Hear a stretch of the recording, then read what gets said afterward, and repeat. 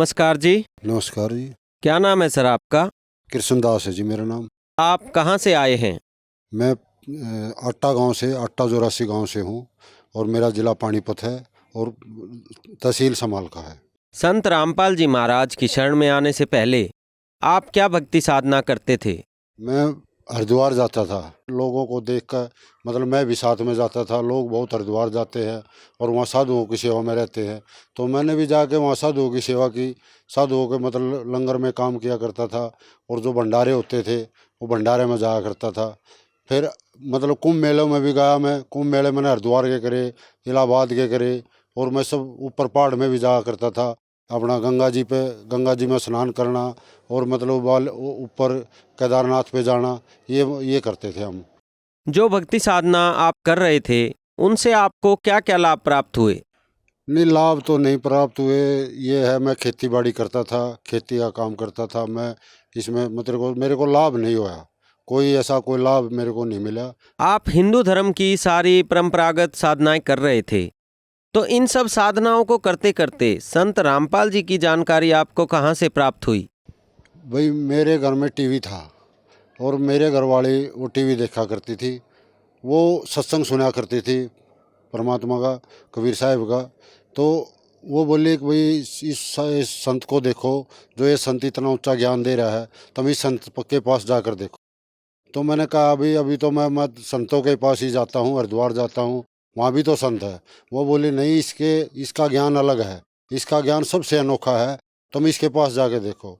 तो मैं बीड़ी पीता था, सिगरेट पीता था और मैं सुल्फा भी पी लिया करता था। तो मेरे घरवाले का विचार सुना मैंने, चलो मैं भी महा चल मैं देखता हूँ। तो मैंने देखा, टीवी पर देखा, ये साधना टीवी पर गुरु रामपाल जी महाराज का वो चला करता था। तो मैंने वहाँ देखा तो गुरु रामपाल जी महाराज के जो विचार सुने तो बहुत उच्च थे। फिर मैंने देखा भाई ये साधु है ना, ये तो कुछ अलग ही बात कर रहा है। तो ये सतयुग की, कलयुग की और मतलब त्रेता की, द्वापर की, वो सभी बातें बताते थे। तो मैं सुनता रहा। तो एक बार ये राधा स्वामी की बात चल रही थी, तो राधा स्वामी की बात मैंने सुनी। तो वो कुछ किसी को कुछ बताते थे, किसी को कुछ बताते थे। वो उनकी साधना सही नहीं थी। किसी की भी संत की मैंने ऐसी विचार नहीं सुने जो कोई सही रूप दिखा दे। तो मैंने सबके ही गलत रूप देखते थे। कोई पैसा मांगता था, कोई कुछ करता था, वो अपने अपने ही उसमें रखना चाहते थे। तो मैंने देखा भाई जब ये संत एक मोक्ष का मार्ग बता रहा है तो हमें मोक्ष मार्ग पे चलना चाहिए ना। भाई हम यहाँ नरक में आके क्या करेंगे? तो यहाँ तो नरक ही है, ये स्वर्ग नहीं है, ये सब नरक है। तो नरक में मेरे को बस रहना बस में नहीं था। तो परमात्मा की कृपा हुई, कबीर साहब की। तो मेरे को मतलब मैंने सोचा भाई संत रामपाल जी महाराज से मैं जरूर मिलूं और उनसे देखूं वो क्या क्या भक्ति दे बताते हैं। फिर मैं 13 मार्च 2013 को मैं उनके आश्रम में गया। मेरे गोद में 2 बीड़िया के बंडल भी थे और सिगरेट भी थी और माचिस भी थी। तो उनने मेरा वहाँ झाड़ा लिया और बोले जी ये बीड़ी सिगरेट ये निकाल दो, ये हमारे यहाँ अलाउड नहीं है। तो हमने वो बीड़ी सिगरेट निकाल दी। फिर मैं अंदर चला गया। अंदर जाकर मेरे को सब भक्तों ने, वहाँ बहुत अच्छे भक्त थे, उनने मेरे को सब ने चाय पिलाई, बिस्कुट खिलाए और फिर बोले भाई भगत जी नाम ले लो। मैं बोला भाई नाम तो मैं अभी लेता नहीं, नाम तो मैं गुरु जी आएंगे जब उनसे बात करके जब लूँगा। तो शाम को सत्संग होया। फिर सबकी मतलब गुरु जी का आदेश लेने के लिए सबकी लाइन लगती थी। तो मैं भी उस लाइन में खड़ा हो गया। तो परमात्मा गुरु जी आए और गुरु जी ने सबको आशीर्वाद देते जा रहे थे। फिर मैं भी खड़ा था, मेरे को भी आशीर्वाद दिया। फिर वो मेरे से 10-15 फुट आगे चले गए। फिर वो वापस आए, सिर पर हाथ रखा और बोला बेटा तू आ गया है? मगा गुरु जी मैं आ गया। तो बोला तेरी भक्ति लाइन शुरू हो गई है, अब तू भक्ति कर। तो जब मैं वहाँ से मेरी भक्ति स्टार्ट हुई थी जी। सर, आपने बताया कि टेलीविज़न के जरिए आपको संत रामपाल जी महाराज की जानकारी मिलने के बाद सतलोक आश्रम बरवाला में आप गए और संत रामपाल जी महाराज से नाम दीक्षा प्राप्त की। हमने सुना है कि जो भी श्रद्धालु संत रामपाल जी महाराज से नाम लेते हैं उन्हें कोई न कोई लाभ जरूर प्राप्त होता है। तो क्या आपको भी संत रामपाल जी महाराज से नाम दीक्षा लेने के बाद कोई लाभ प्राप्त हुए? मेरे को बहुत लाभ हुए। मैं तो एक नरक में पड़ा हुआ बंदा था, मेरे को कुछ नहीं पता था। जो आमदनी होती थी, किसान हूँ और किसान खेती का काम करता था, वो सब ही मेरी मतलब नशे पते में सब चला जाता था। तो मेरा 2 लड़के हैं, एक लड़की है। मेरे लड़के जब स्टडी कराया करते पढ़ते थे तो वो गुरु जी के आने के उसमें उनको दोनों को नौकरी मिली। एक डॉक्टर है जो पशुओं का डॉक्टर है, एक प्रोफेसर है जो सरकारी गवर्नमेंट कॉलेज में है। तो उस जब गुरुजी के हम शरण में आए तभी हमारे को सारा लाभ मिला और इसमें मेरे को जीवन दान मिला। मैं अपनी दुकान से आ रहा, मैंने सतकबीर पेंट एंड हार्डवेयर स्टोर की दुकान कर रखी है बापोली में। तो वहाँ से मैं आ रहा था तो मैं अपने खेत के पास पहुँचा तो मैं मतलब धानों के देख रहा था। तो मेरा पता नहीं वो एक्सीडेंट कैसे होया और मेरी मोटरसाइकिल गिर गई और मैं सड़क पर जा गिरा। सड़क पर जा गिरने से मेरे सिर में चोट लगी। तो मेरे और रात को मेरे बच्चों ने देखा मेरे को, अगर मेरे पिताजी को चोट लग रही है तो वो रात को उन्हें उठाया और डॉक्टर साहब के पास ले गए। डॉक्टर साहब ने बोला भाई अभी तो इसकी हालात ठीक है पर इसके हालात ख़राब हो सके हैं।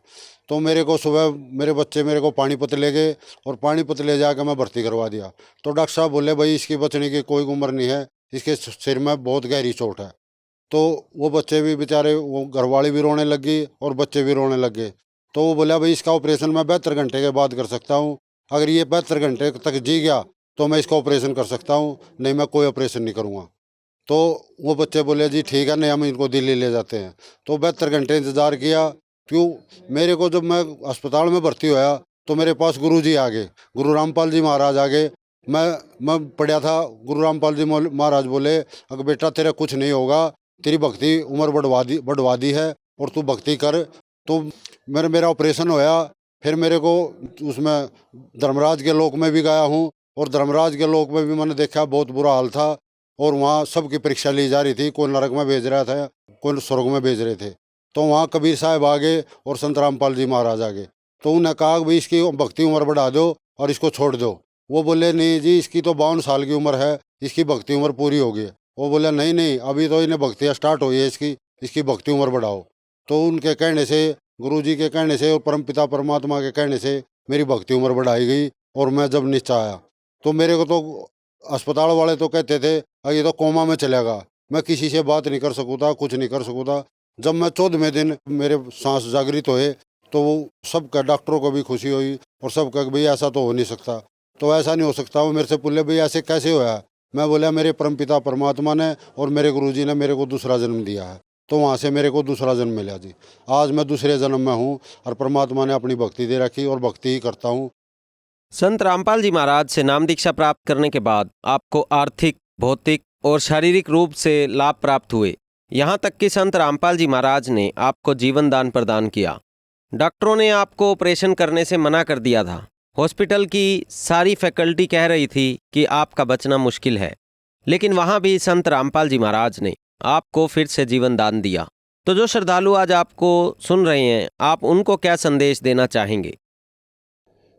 भाई मैं तो क्या कह सकूँ, मेरे को तो जीवन दान मिला। फिर भी मैं प्रार्थना करता हूँ सब जन को, अगर आपने मोक्ष करवाना है, अगर इस आवागमन से पेंडा छुटवाना है तो संत रामपाल जी महाराज की शरण में आओ और संत रामपाल जी महाराज से नाम लो। धन्यवाद जी। सत साहिब।